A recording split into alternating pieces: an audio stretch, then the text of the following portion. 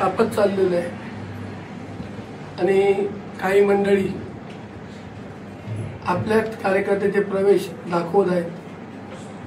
जे यांचे नेत्यांचं स्वागत करतात आधी 2 दिवस, ते दुसऱ्या दिवशी आणून प्रवेश दाखवते.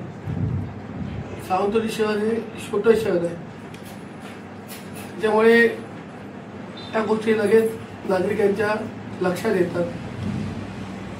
यांचे भारतीय जनता पार्टीची जेव्हा नेते येतात तेव्हा ग्रामीण भागातले कार्यकर्ते आणून गर्दी दाखवली जाते. त्यामुळे आपल्याला स्वतःला फसवतातच आणि आपल्या नेत्याला सुद्धा फसवतात. काही लोक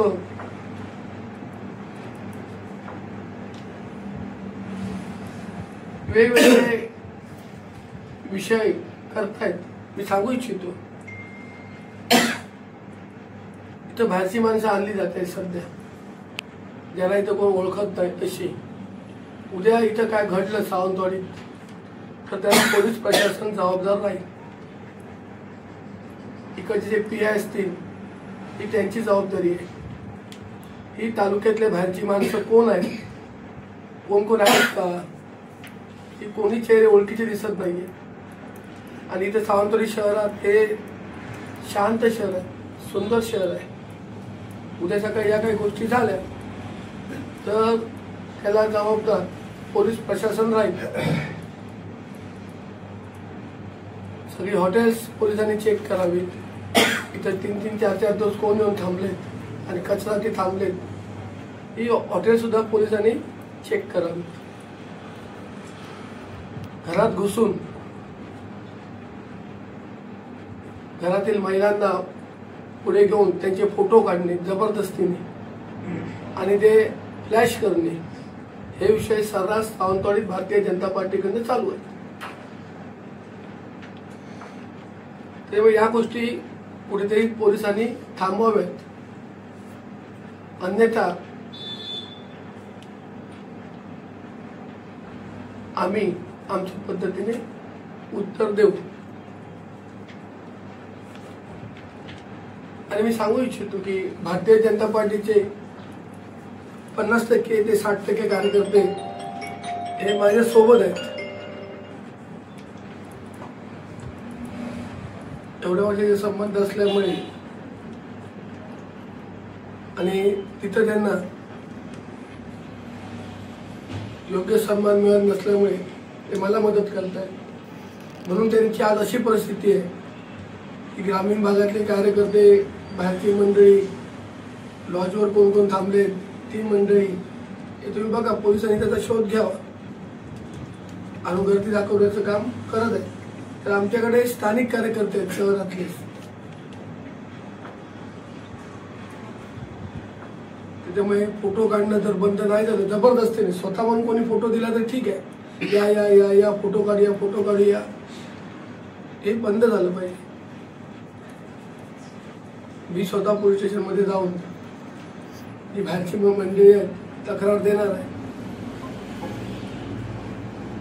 की शहरात येऊन बाहेरच्या मंडळीचा प्रचार कोण मंडळी आहे, ते त्यांच्यावर गुन्हे दाखल आहेत का कुठे, ते पण तपासलं पाहिजे.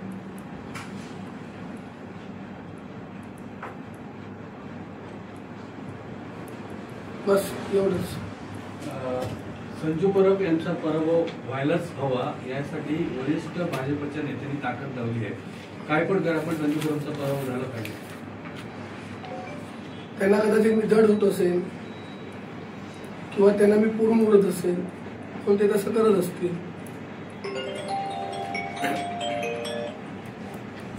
रेकॉर्डवाले गुन्हेगार सावंतवाडी शहरात आहेत असं तुम्ही म्हणता. असा मला संशय आहे की जी माणसं फिरतायत ती सावंतवाडी शहरातली दिसत नाहीये, किंवा पोलिसांना त्यांना विचारून त्यांची धरपकड करून त्यांच्यावर गुन्हे आहेत का, मला आहेत पण माहिती नाही, पण असं होऊ शकतं. ते शांत शहर आहे, ते शांतता आबादी जावी म्हणून आमचे प्रयत्न. काही माणसं सावंतवाडी शहरात दिसतात ना, पोलिसांनी शोधावीत. फोटो बघा, कुठची माणसं आहेत, UP बिहारची माणसं आहेत. पण अशा माणसामुळे काय फरक पडणार काही? फरक नाही, शांतता भंग करतील, फरक काय पडत नाही.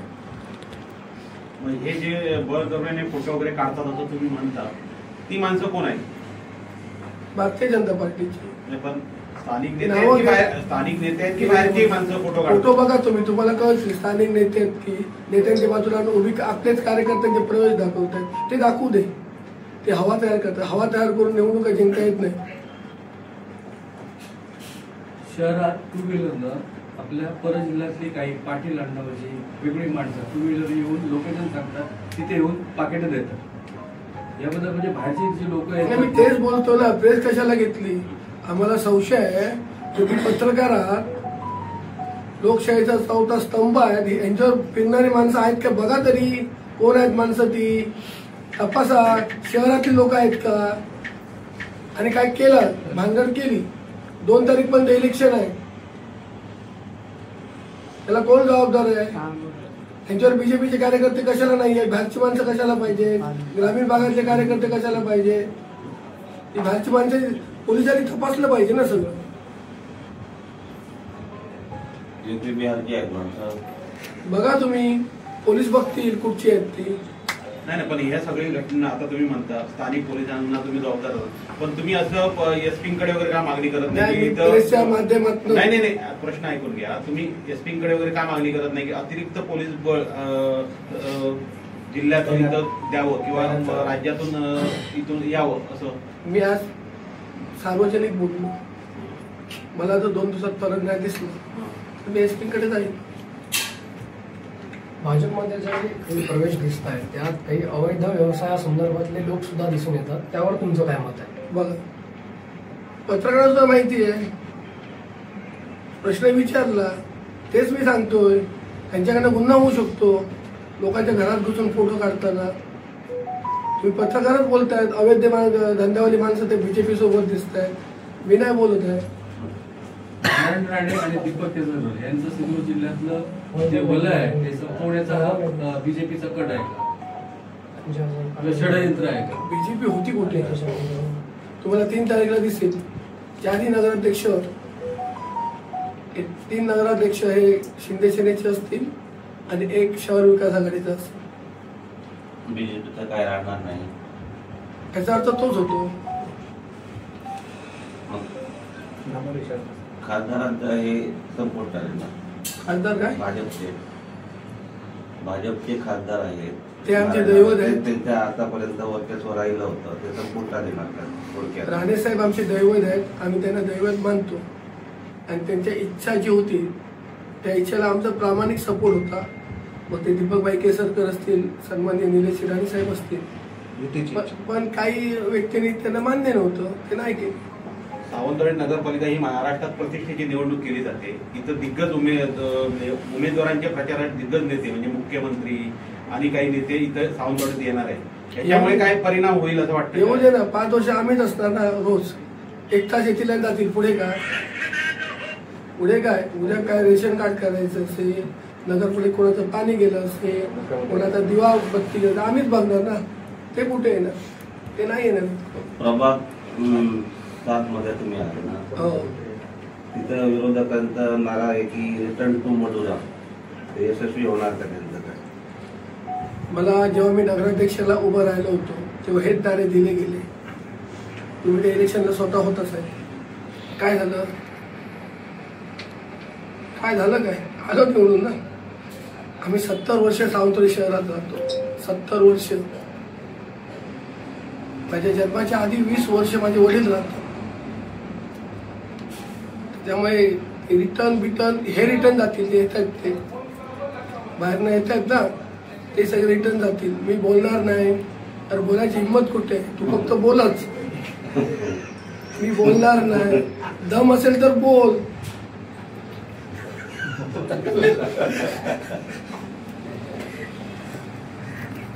विकासावर बोलणं. कसल्या विकासावर बोलणं? स्वतःचा विकास करणारी माणसं विकासावर बोलणार नाही. आणि दुसरा विषय, मल्टी स्पेशालिटी हॉस्पिटल. हे हॉस्पिटल थांबलंय. निधी आलेला आहे, टेंडर झालेलं आहे, पण अशा अटी घातल्यात जे कोण मालक आहेत त्यांनी, ते मल्टी स्पेशालिटी हॉस्पिटल होऊ शकत नाही. त्याच्या विकासाच्या गप्पा करतायत ना, की आम्ही हे करणार ते करणार, त्यांचे उमेदवार, पहिलं एवढं जर प्रेम असेल सावंतवाडी शहरावर तर तुम्ही जागा फुकट द्या, मोफत द्या जागा आणि तुमचं प्रेम सिद्ध करा. तलावावर केस आहे, उद्या हा तलाव, आज मी सावंतवाडीकरांना आवाहन करतो की त्यांची तलावावर गेली 20 वर्ष केस आहे. मी नगराध्यक्ष होतो, मी सगळी फाईल बघितलेली आहे. आपली जागा 40 एकर जागा आहे, ती आपली जागा म्हणून त्यांची केस चालू आहे. एक बाजू त्यांच्या बाजूने अशासाठी निकाल लागला की नगरपालिकेतला एकही सीओ किंवा अधिकारी केसला हजर राहिले नाही. केसला हजर न राहिल्यामुळे त्यांच्या बाजूने निर्णय दिला गेला आणि त्याला परत स्टे घेतला नगरपालिकेने. आणि ती केस आता चालू आहे. उद्या जर अशा गोष्टी आल्या, यांना निवडून दिलं तर हा उद्या बाजारात तुम्हाला मस्करी वाटेल. हा तलाव सावंतवाडीकरांचा राहणार नाही म्हणून यांना कोणी मतदान बीजेपीला करू नये. जर बीजेपीला मतदान तुम्ही केलं तर हा तुमचा जो तलाव, जी कोर्टात केस चालू आहे नगरपालिकेच्या विरोधात, हा ठराव घेऊन हा तलाव जाईल आणि जे 7-12 चोर आहेत ते उद्या तुम्हाला तलावात कन्स्ट्रक्शन केलेले दिसतील. तर तलाव वाचवायचा असेल तर शिंदे सेनेला मदत केलीच पाहिजे.